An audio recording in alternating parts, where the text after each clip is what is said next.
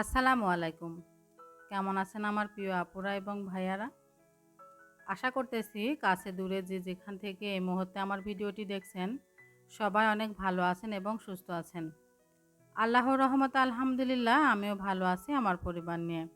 আরও একটি নতুন ভিডিও নিয়ে আপনাদের সামনে হাজির হয়ে গেলাম। আশা রাখতেছি আমার আজকের ভিডিও আপনাদের ভালো লাগবে।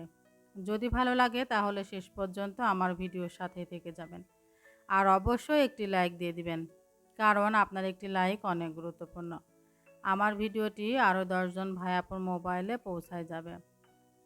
তো সকালবেলা ঘুম থেকে উঠে আগে গাছগুলাকে দেখে নিয়েছি, দেখে পানি দিয়ে তারপরে সকালে রুটি বানিয়ে নিয়েছি।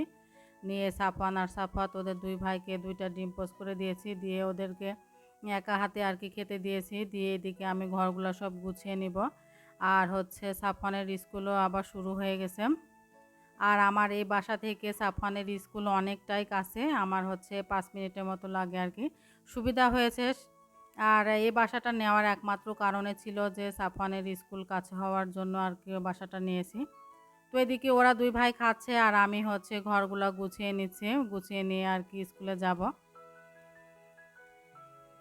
তো স্কুল থেকে এসে বাড়িওয়ালা ভাবি ছাদের উপরে তার ছাদ বাগান আছে, সেখান থেকে মিষ্টি কুমড়া আর কি উঠিয়ে নিয়েছিল, তো অর্ধেক আমাকে দিয়ে গিয়েছিল।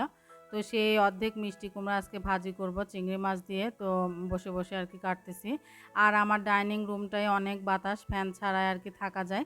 এজন্য আমি রান্নাঘরে না বসে ডাইনিং রুমে বসে বসে কাটতেছি, এতে করে আমার ফ্যান প্রয়োজন পড়তেছে না। তো আমার কথার মাঝে যদি কোনো ভুল ত্রুটি হয়ে যায় অবশ্যই ক্ষমা সুন্দর দৃষ্টিতে দেখবেন। এদিকে আমি চাল কুমড়া কেটে নিয়েছি, চাল কুমড়া ভাজি করব। আর মিষ্টি কুমড়া চিংড়ি মাছ দিয়ে ভাজি করতেছি আর ভাত বসিয়ে দিয়েছি। আর জানালার কাছে গ্যাসের চুলা হওয়ার কারণে মানে জানালা বন্ধ করে দিয়ে রান্না করতে হয়। আর জানালা বন্ধ করে দিয়ে রান্না করতে গেলে রান্নাঘরটা অনেক গরম হয়ে যায়। এজন্য আমার বেশিরভাগ রান্না আমি কারেন্টের চুলাতে করতেছি। কারেন্টের চুলাটা একদম পাশে রাখছি আর কি। রান্না জাতীয় জিনিসগুলো আমি এক জায়গাতেই রাখছি, আর কারেন্টের লাইন 2 জায়গাতে আছে। তো আমি গ্যাসের চুলা যেখানে রাখছি তার পাশে কারেন্টের চুলা রেখে দিয়েছি আর কি। তো দুপুরে রান্না বান্না করে সাফওয়ানের বাবা আসছে, ও খাওয়া দাওয়া করে চলে গিয়েছে। আর এখানে এসে আমার মানে খুব আলসেমি হয়েছে। কি বলবো, রান্না বান্না খাওয়া দাওয়া শেষ করে শুধু ঘুম আর ঘুম আর কি আসলে কয়দিন একটু পরিশ্রম গিয়েছে হয়তোবা সেজন্য। আর সন্ধ্যাবেলা দুই ভাইকে পড়তে বসাইছি। আর বসানোর পর দেখেন আমার ছোট দুষ্টু ছেলেটা কি মানে শুরু করে দিয়েছে। পড়া তো যেমন তেমন, সে গান গাচ্ছে। কি যে গান গাচ্ছে আমি তো মানে নিজেই বুঝি না। তো ওরা এত পরিমাণ দুষ্টু হয়েছে আর কি।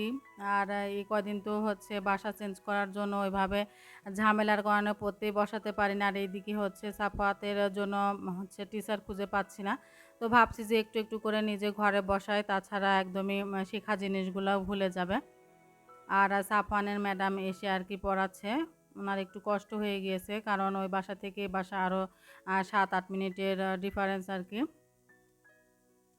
আজকে যদি আমার ভিডিও প্রথম দেখে থাকেন তাহলে অবশ্যই আমার চ্যানেলকে সাবস্ক্রাইব করে দিবেন, দিয়ে পাশে থাকা যে বেল বাটনটি আছে সেটা অল অপশন অন করে রাখবেন। আমি যখনই নতুন ভিডিও আপলোড দেব তখনই আপনাদের মোবাইলে নোটিফিকেশন আকারে চলে যাবে, আপনারা আপনাদের ইচ্ছা মতো দেখে নিতে পারবেন। এদিকে সাফওয়ানের বাবা বাজার করে নিয়ে আসছে, আর আমার বাসায় অনেক ময়লা জমছিল। আর এখানে তো ময়লা ফেলার তেমন জায়গা চিনি না। পরে আর কি সাফওয়ানের বাবাকে দিয়ে দিয়েছি, ও পাশে ডাস্টবিন আছে সেখানে ফেলে দিয়ে আসছে। আর এদিকে আমি নিচতলা থেকে 4 তলায় বাজার উঠিয়ে নিয়ে আসতে আমি মানে হাফসায় গিয়েছি। আর এই বাসাতে এসে আজকে প্রথম বাজার করে নিয়ে আসলো। ওই বাসাতে থাকতে বাজার করছিল, সেটাই আর কি টুকটুক করে খাচ্ছিলাম। তো শেষ হয়ে গিয়েছে, তো নিয়ে আসতে আমি ডাইনিংয়ে বসে সব কিছু আর কি বের করে নিচ্ছি। আর সাফওয়ান বসে বসে পড়তেছে, আমিও ঘুমাচ্ছিলাম। ঘুম থেকে উঠেই সাফওয়ানের বাবার ফোন পেয়ে আর কি নিচে গিয়েছিলাম। আর আমি এই চাল কুমড়াটা দেখে হাসতেছিলাম যে এত বড় চাল কুমড়া তরকারি আকারে রান্না করে খাওয়া যাবে না, যদি ভাজি করে খাওয়া যায় তাহলে যেতে পারে। তো সাফানের বাবাকে বলছিলাম যে এত বড় চাল কুমড়া কেন নিয়ে আসছো? তো বলে কি এটা হচ্ছে মাঠের জমিতে আর কি হয়েছে, অনেকগুলা তো আছে চালে হয়, এটা নাকি হচ্ছে মাঠে হয়েছে, সেটাই আর কি আমাকে বোঝাচ্ছিল। তো আমি সব সবজি বের করে নিয়েছি, বের করে নিয়ে তারপরে এক এক করে আলাদা পলিথিনে রেখে দিচ্ছি, কারণ করলা তারপরে পটল ঢেঁড়স এগুলা একসঙ্গে নিয়ে আসছিল, এজন্য আলাদা করে বের করে রেখে দিব। এতে করে আমার হচ্ছে যখন যেটা প্রয়োজন পড়বে বের করার সুবিধা হবে। আমি এভাবে সাধারণত ফ্রিজে হচ্ছে কাঁচা সবজিগুলো রেখে দিই, আর লাল শাকটা বেছে রাখবো আর পুঁই শাকগুলো কেটে রাখবো। এখন তো তেমন কোনো কাজ নেই, শুধু এই কাজগুলো করে নিলে হয়ে যাবে। আর রাত্রে রান্না টান্নাও একবারে দুপুরে সেরে নিয়েছি। আর নতুন জায়গাতে এসে একটু মানে খারাপও লাগছে আবার ভালো লাগছে। যেমন এখানে তো তেমন বের হওয়ার কোনো জায়গা নেই। আর আগের বাসাতেও সেটাই ছিল, কোনো জায়গা ছিল না, একদম মেন রাস্তার সাথে ছিল। তারপরেও নিজের বাসায় একটা অন্যরকম মানে শান্তি কাজ করত। কিন্তু এখন তো ভাড়া বাসায় আছি। এখন হচ্ছে একটু মানে বিকেল বেলা টাইমটা একদমই কাটতে চায় না। আর অনেক দিন আসলে কোথাও বের হওয়া হয়নি, এজন্য মনটা কেমন যেন ছটফট ছটফট করতেছে। তো যাই হোক, এখন কিচ্ছু করার নেই, জীবনে এমন। আসলে আমাদের জীবনটা আসলে রহস্যময়, রহস্য দিয়ে ঘেরা আর কি। তো যে সকল আপুরা প্রথম থেকে এখনও পর্যন্ত আমার ভিডিও দেখেন, আমার চ্যানেলের পাশে আছেন, তাদেরকে অসংখ্য ধন্যবাদ। আপনারা আমাকে এভাবে একটু সাপোর্ট করে যাবেন।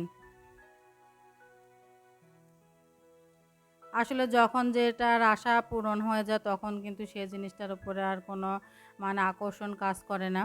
আগে ভাবতাম যে একটু ভালোবাসাতে থাকলে মনে হয় ভালো হতো, এখন ভালোবাসাতে থেকেও মনে সেই শান্তিটা পাচ্ছি না। আসলে শান্তি যে আমাদের জীবনে নেই এটা আসলে আমরা খুব ভালো করে বুঝি, তারপরেও শান্তির পেছনে ছুটি।